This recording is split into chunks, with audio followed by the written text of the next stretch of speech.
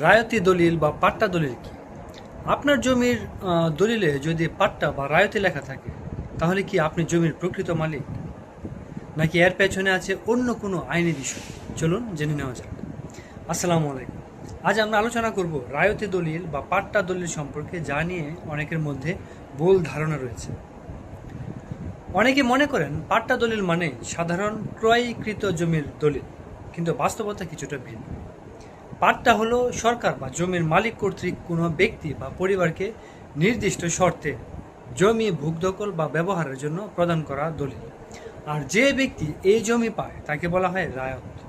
সেখান থেকে এসেছে রায়তি দলিল শব্দটি। পাট্টা কেন দেওয়া হয়? বাংলাদেশে বিভিন্ন সময় ভূমিহীন পরিবারকে পুনর্বাসনের জন্য, খাস জমি বন্দোবস্ত দেওয়ার জন্য, কৃষি উৎপাদন বৃদ্ধির জন্য বা বিশেষ সরকারি প্রকল্পের আওতায় পাট্টা প্রদান করা হয়। এখন প্রশ্ন হলো, পাট্টা দলিল আর সাধারণ দলিলের পার্থক্য কি? এখানেই সবচেয়ে গুরুত্বপূর্ণ বিষয়।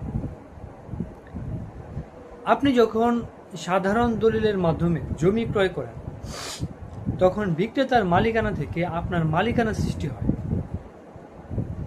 কিন্তু পাট্টার ক্ষেত্রে বুঝেন, পাট্টার ক্ষেত্রে জমি সাধারণত সরকার বা মূল মালিকের কাছ থেকে নির্দিষ্ট শর্তে দেওয়া হয়। অর্থাৎ অনেক ক্ষেত্রে পাট্টা জমি ইচ্ছামতো বিক্রি, হস্তান্তর বা ব্যবহার করা যায়। দলিলের শর্ত আগে দেখতে হয়। বিষয় হলো, পাট্টা জমি বিক্রি করা কি যায়? অনেক মানুষ এই জায়গায় ভুল করে। সব পাট্টা জমি একই রকম নয়, কিন্তু পাট্টা জমি নির্দিষ্ট সময় পর্যন্ত বিক্রি করা যায়। আবার কিছু ক্ষেত্রে সরকারি অনুমতি ছাড়া বিক্রি করা আইনগতভাবে বৈধ হয় না। তাই পাট্টা জমি কেনার আগে অবশ্যই দলিলের শর্ত এবং ভূমি অফিসের রেকর্ড যাচাই করা উচিত।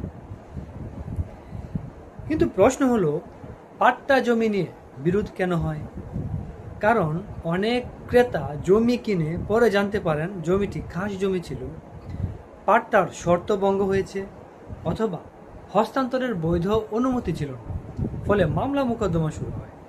ধরুন, একজন ব্যক্তি সরকার থেকে 1 একর খাস জমি পাট্টা হিসেবে পেলেন। পাট্টার শর্ত ছিল 10 বছরের মধ্যে জমি বিক্রি করা যাবে না, কিন্তু তিনি 5 বছরের মাথায় জমি বিক্রি করে দিলেন। পরবর্তীতে বিষয়টি ধরা পড়লে সেই বিক্রয় নিয়ে আইনি জটিলতা তৈরি হতে পারে। তাই মনে রাখবেন, পাট্টা দলিল মানেই সাধারণ দলিল নয়। জমি কেনার আগে শুধু দলিল দেখলে হবে না, দেখতে হবে জমির প্রকৃতি কি, পাট্টার শর্ত কি, নামজারি হয়েছে কিনা, রেকর্ডে মালিকানা কিভাবে আছে। আচ্ছা, জমি কেনার আগে গুরুত্ব সহকারে যাচাই করতে হবে, না হলে জীবনের সঞ্চয় অবশ্যই হারাতে হবে। সুতরাং বি কেয়ারফুল। ধন্যবাদ সবাইকে।